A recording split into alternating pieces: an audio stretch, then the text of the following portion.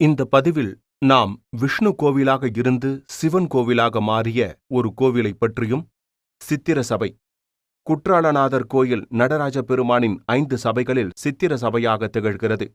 அங்கு எப்படி செல்வது, அருகில் காண வேண்டிய இடங்கள், பூஜை நேரங்கள், முகவரி மற்றும் புகைப்படங்கள் குறித்த தகவல்களை இந்த பதிவில் காண்போம். குற்றாலநாதர் கோயில் மலைகள் சூழ்ந்த இயற்கை அழகு வாய்ந்த சூழலில் சுமார் 5000 அடி உயரம் கொண்ட மலையடிவாரத்தில் அமைந்துள்ளது. இங்குள்ள மலைத்தொடர் திரிகூட மலை என்றழைக்கப்படுகிறது. ஆலயம் சுமார் 3.5 ஏக்கர் நிலப்பரப்பில் 4 வாயில்களோடு சங்கு வடிவத்தில் அமைந்திருக்கிறது. இக்கோயில் திருமால் தலமாக இருந்தபோது சங்கு வடிவில் அமைக்கப்பட்டிருந்தது. தற்போது இக்கோயில் சங்கின் வடிவில் இருப்பதை திருக்குற்றால மலையிலுள்ள செண்பகதேவி கோவிலுக்கு செல்லும் வழியில் அருவியின் மேற்பரப்பில் இருந்து காணலாம். அருள்மிகு குற்றாலநாதர் திருக்கோயில், குற்றாலம். இறைவன் பெயர் குற்றாலநாதர், குறும்பலாநாதர், திரிகூடநாதர், திரிகூடாசலேஸ்வரர். இறைவி பெயர் குழல்வாய் மொழியம்மை, பராசக்தி. 2 அம்மன் சன்னதிகள் உண்டு. குற்றாலம் பெயர் காரணம்: கு என்றால் பிறவி பிணி, தாளம் என்றால் தீர்ப்பது என்று பொருள்.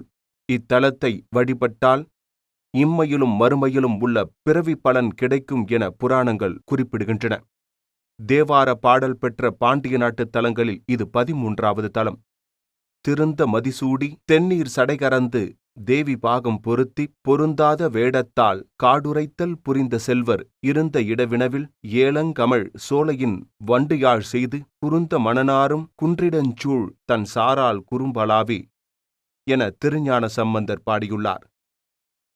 கந்தபுராணம் திருக்குற்றால படலத்தில் அகத்தியர் இத்தலத்தில் திருமாலை சிவனாக்கி வழிபட்ட வரலாறு கூறப்பட்டுள்ளது.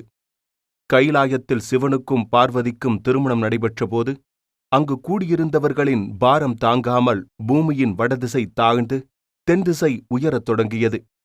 பூமியின் நிலையை சரிப்படுத்த சிவபெருமான் அகத்தியரை தென் திசையிலுள்ள பொதிகை மலைக்கு அனுப்புகிறார். அகத்தியருக்கு அங்கு தனது திருமண கோலத்தை காட்டுவதாகவும் வாக்களிக்கிறார். அகத்தியரும் பொதிகை மலை வந்து அருவியில் நீராடிவிட்டு அருகிலுள்ள கோயிலுக்கு சென்றார். ஆனால் அக்கோயில் ஒரு வைணவ கோயில். அகத்தியர் வைணவர் இல்லை என்று கோயிலுக்குள் செல்ல தடை விதித்தனர்.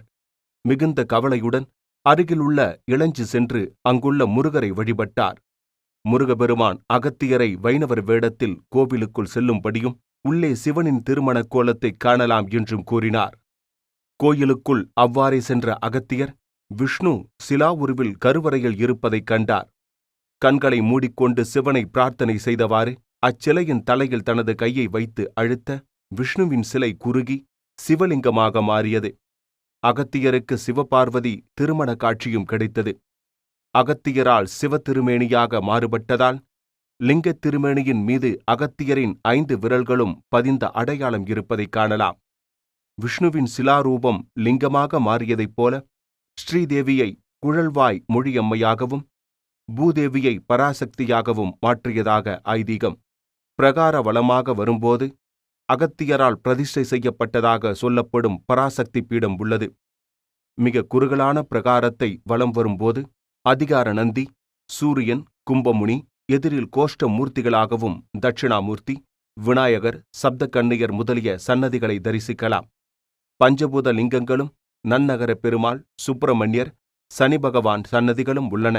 இத்தலத்தில் உள்ள திருத்தலங்களில் வடவருவியும் தேனருவியும் என்ற சிவமது கங்கையும் சிறப்புடையவை.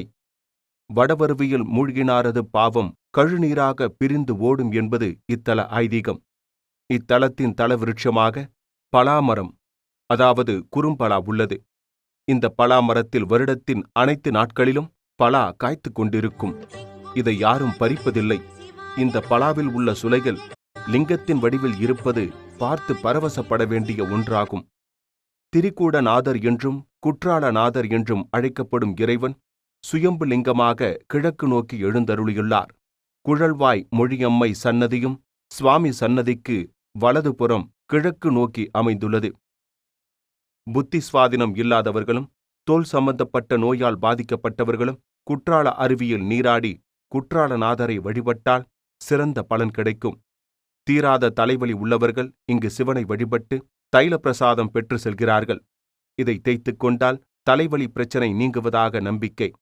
சுவாமிக்கும் அம்பாளுக்கும் அபிஷேகம் செய்து வஸ்திரம் அணிவித்தும் நேர்த்திக் கடன்கள் நிறைவேற்றலாம். சித்திர சபை. குற்றாலநாதர் கோயில் நடராஜ பெருமானின் 5 சபைகளில் சித்திர சபையாக திகழ்கிறது. குற்றாலநாதர் கோயிலில் இருந்து சுமார் 1 கிலோமீட்டர் தொலைவில் தனிக்கோவிலாக அமைந்திருக்கிறது. இதன் எதிரே தெப்பக்குளம் இருக்கிறது. சுற்றிலும் மதில் இருக்க நடுவே சித்திர சபை அமைந்திருக்கிறது. மரத்தாலேயே ஆன அற்புத வேலைப்பாடுகளுடன் கூடிய இந்த சித்திர சபை பார்த்து ரசிக்க வேண்டிய ஒன்றாகும். மரக்கோயிலின் கூரை சிதம்பரத்து கோயிலின் கூரையை நினைவூட்டுகிறது. இந்த சித்திர சபையில் 2 மண்டபங்கள் இருக்கின்றன. ஒரு மண்டபத்தில் நிறைய சாளரங்கள் இருக்கின்றன. இந்த கூடத்தின் நடுவே ஒரு சிறு மேடை அமைக்கப்பட்டிருக்கிறது. திருவாதிரை நாளில் நடராஜ பெருமான் இந்த மேடையில் வந்தமர்ந்து எல்லோருக்கும் காட்சி தருகிறார். கூடத்தின் 4 பக்கங்களிலும் அற்புத ஓவியங்கள் அழகுடன் வரையப்பட்டிருக்கின்றன. சிவபெருமான் நிகழ்த்திய 64 திருவிளையாடல்கள் அனைத்தும் சித்திரங்களாக அழகுடன் தீட்டப்பட்டிருக்கின்றன. மற்றும் உள்ள பல சித்திரங்களை காணச் சென்றால் எதை பார்ப்பது எதை விடுவது என்ற பிரமிப்பை தூண்டும் வகையில் இந்த வண்ண ஓவியங்கள் அமைந்திருக்கின்றன. கிழக்கு நோக்கியுள்ள இந்த சித்திர சபையில் உள்ளே இருக்கும் நடராஜ சிற்பம் தெற்கு நோக்கியுள்ளது.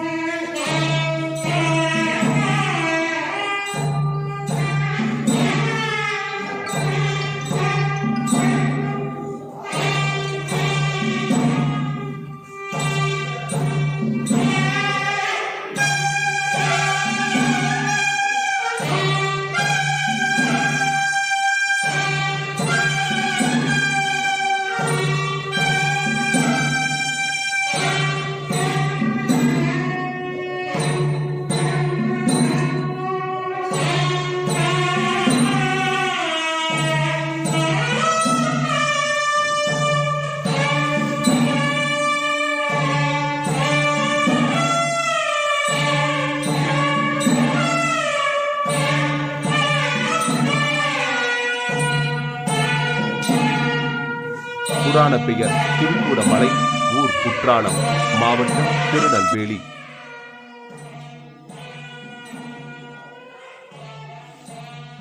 நமது டெம்பிள் கேப்சர் தமிழ் சேனலில் பல முக்கிய கோவில்களில் தலவரலாறு மற்றும் ஆலய தரிசன பதிவுகள் பல உள்ளன.